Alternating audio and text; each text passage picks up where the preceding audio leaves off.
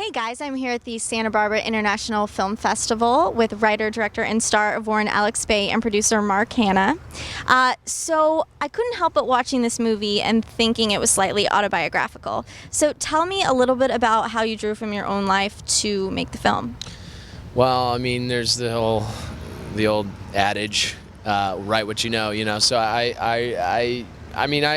it started off as a notion in '03, like about a guy trying to get a girl back, and it was just an email to a buddy. I was just trying to figure this thing out, and so over the next 3 years, I had notes and ideas on it, and just couldn't get it going. I had a failed draft, and then finally in '06, like I went on a run and was just like, please give me the outline, please, after like 3 years of just.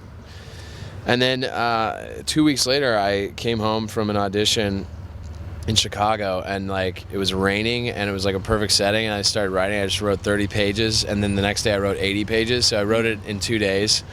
Awesome. In '06, and then I met Mark in '07, and I started making short films. My first short film. They're all one-namers, like Coffee. Yeah, Coffees and Babe and Sugar. So I got asked to produce a short called Bodega, and it was a $17,000 short on Super 16 millimeter, and it was like a full 40-person crew, and so I just learned the ins and outs of like how to make a movie that way. We did it all the way through to like color correction, sound design, post, score, all that, and so it was like a really good first experience about how to make a movie. And then I made my first short, Sugar, and I met Mark prior to that, and then just applied all that along the way. And so I knew like to get Warren made, I had to learn how to make these films. And I grew up with, my mom's a drama teacher, and I just like kind of has always been around it. And so it's as you can tell, I'm already long-windedly telling you this. It's because it's a 10-year process. Like in 2012, Dallas and I finally sat down after talking to Mark for years and talking to our friends in Chicago that were our financiers for years, since '08. One of them came up to me in '08 and was like, well, what are you up to next, Alex? Well, I'm trying to get this movie made. And he goes, well, what do you need? And I was like, I'm trying to get this. He's like, no, what do you need? I was like, oh, what do I need? No. Interesting. Yeah, you need capital to make a picture. And Well, given I didn't know that it was, a 10-year process, but I think that when you sit with a character, given the movie is about Warren, who seems very much like your spirit and a little bit of yourself, not everyone has seen the film, so why Warren? Like, what about this character kept you fascinated for 10 years? And from a producer standpoint, what made you think that this character had a story that was worth telling? Yeah, I mean, you can. Well, I'd say, Warren is a story about a guy who's doing something that he's maybe uncomfortable doing, chasing his dream, following, what's driving him from inside. And I think there's the same process that can go along when you make a film, is that it takes, many years, it takes a lot of passion to keep following it. So I think Warren is a character that's relatable to all different walks of life that are trying to, challenge themselves and follow the fear, which is a quote from the film. So, and from a kind of a producerial role, working with Alex and seeing kind of how he had done some of his short films, he was really applying kind of business to that and finding the best people for the right jobs and putting those people into the right positions. And we are fortunate with Warren to be able to do that. We built a great team of people that came on, were passionate about the product, about the film, about the message, and really, we were blessed to have those guys come through for us, and that's how we were able to kind of pull it all together.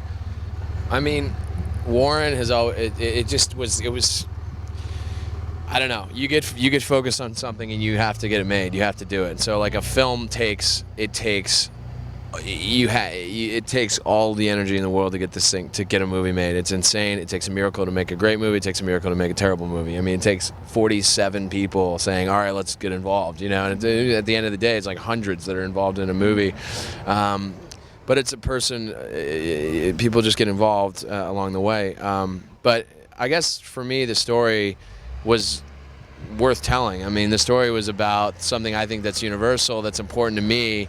The idea of there's what you're supposed to do and what you have to do. The notion of like I've either got to do the thing that I really need to do deep down in my life, which actually was making this movie and making movies in general for me, or settle and take the job that I'm not going to be happy with, or And I know people that love their day jobs and have no problem with it, and I think it's morphed from being in a place of bitterness and working at a coffee shop where I'm like the corporate, the man, and down with the man, but to a place of going, some people don't know how to get out, and some people don't want to get out. Yeah. And some people love Los Angeles and New York and love moving to these cities to make movies or have a dream and want to do something, and whether it's painting, writing, dancing, whatever.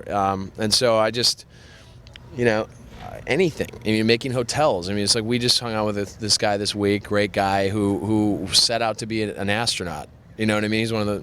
I mean, I shouldn't really talk much about him, but anyway, you got to you got to say, I want to do this, and so I think why not? If you want to be an astronaut, go be an astronaut. And I think what Warren's about is just the notion of just doing that thing that scares you the most and going after it. So. Mm-hmm. Well, speaking of going after stuff, you guys assembled a really great cast. I mean, John Hurt, Jean Smart, Nick Rutherford. It brings a certain life and a certain voice to the film that I thought was unique and comedic amongst these, issues about divorce and relationships and failure ultimately. So for you, did you feel like you kind of had to go out on a limb when you sent the scripts to these peoples, or how did you get them on board? Well, I knew Jean's work and I loved her work, and I've always admired her, and she just captures such a hilarious, smart, cool, beautiful, cool to say again. I mean, she's just the coolest woman, and she's just such a woman that would look at Jack, and John Hurt, who they go perfectly together, that somehow were married once because he's such a romantic. John Hurt is such a romantic deep down, but has this sad clown element to him. So he's charming, you know what I mean? And he has these elements. I mean, John's one of the greatest actors to be alive. I mean, he's fantastic, and so is Jean. But we went after him. We made offers. I'd seen John in a movie called Steel City that my friend directed, and before that, of course, Big and Home Alone, and knew his work, and we just... Classic. Great, yeah, and she just went after him and got him, and after being in LA for a while and knowing a lot of people, and between all of our producers, we just made offers. Yeah, I mean, the guys like Rutherford I knew from the Good Neighbor guys, and Santino, actually one of an agent at CAA helped us find him, and and then Austin Stoll, I sat down with him, and he had it right away. I mean, he's in Whiplash. I saw him at Sundance. I interviewed him. Oh, you did? Yeah. Rising star. He is a rising star. He's brilliant, and he's amazing, and I love him. And I literally hired him on the spot. I mean, he's hilarious too. You should all get to know Austin Stoll. And Sarah was interesting. Sarah was the little diamond in the rough. I couldn't find this girl, and of course, Emma was the tough character for me to cast, because you wanted to be in love with her. You wanted to you wanted to see someone that was struggling with life. It was kind of in a cross point. She also had to be gorgeous and also just relatable and charming and funny and the ultimate woman. The ultimate woman, yes. Sarah Habel is the ultimate woman. Craig Wright has scored big time. Her husband. No, but Is she married to Craig Wright? She married Craig Wright. Yeah. Lucky Duck. I was reading his play yesterday. Oh, he's a great guy, and so just. We couldn't find her. Me and Orion Williams sat down with a number of girls in LA, and we couldn't find her. And then we were in Chicago in pre-pro in our offices, and they were shooting Underemployed downstairs. And my costume designer was on that, Lizzie Cook, who I've known for years. And Lizzie was like, "What's up, babe? What's happening? What kind of clothes do you think we can work with here today? We're kind of getting ideas for the wardrobe." And I'm like, well, that's important, but we don't have our girl yet. And it's like 8 days before. This is Jennifer Love Hewitt was going to be in it, and then she had to drop out, right? So how do you go about recasting that? It's hard. Right. It's very difficult, and of course, Love is very hyper talented and amazing. So that was it was difficult. But she goes, Lizzie was like, well, come on down to meet her at lunch, and I was like, okay, and I. Went downstairs and met her, and she goes, I want to do your movie. I'm like, well, you don't know our movie. You haven't even read the script. She's like, I don't care. I feel like it's special. And I was like, okay. And she And that's how she said it. She did this. No, I'm joking. But she read the script, called me the next day, and we talked about it and thought she was fantastic. And she just nailed it. I mean, I wanted her to feel like a Diane Keaton, with a charming, like Anne Hathaway kind of vibe. I mean, just like she just got a great vibe. Well, I think too, it's like casting for this movie. You're very specific because there's a tone about it. I think one of the hardest things as a starting filmmaker is to find what your tone is and what your voice is. And I think that there's a certain scene that sort of encapsulates the whole tone of the film when you are golfing with your dad, and he says something like, "I just had time to kill," and you're like, so that's what you choose to do. This is just killing time. And you guys end up getting in a fight and wrestling on the golf course. And even though it's like about serious issues, like "You never loved my mom," it's funny. Like you're laughing, and that is the tone of Warren, at least to me. So from a producer standpoint, selling a film, and then from a writing, directing, acting standpoint, how did you guys find that tone of the movie? Well, I think some of the tone just came out, with Alex directing, all the actors bringing their different talents to the screen, and I think that's very true that this film does touch on a lot of different serious issues, and it kind of is harnessed back by some of the funnier moments and poignant moments that come up. So, I think they just kind of happen organically, just because of the scene and the setup that was created. So, yeah, I mean, look, I think some people have tendencies that are comedic, and some have dramatic tendencies. Actors that can't do comedy, and some actors can't do drama. I mean, but like Richard Pryor said, comedy is tragedy, and most comedians that I know are some of the darkest people ever and have some of the greatest issues. And I've just I've been through a lot of stuff, and you gotta have a sense of humor about it. And so I think one of the things, as far as the specifics of that goes, is that I love casting comedic actors because then we can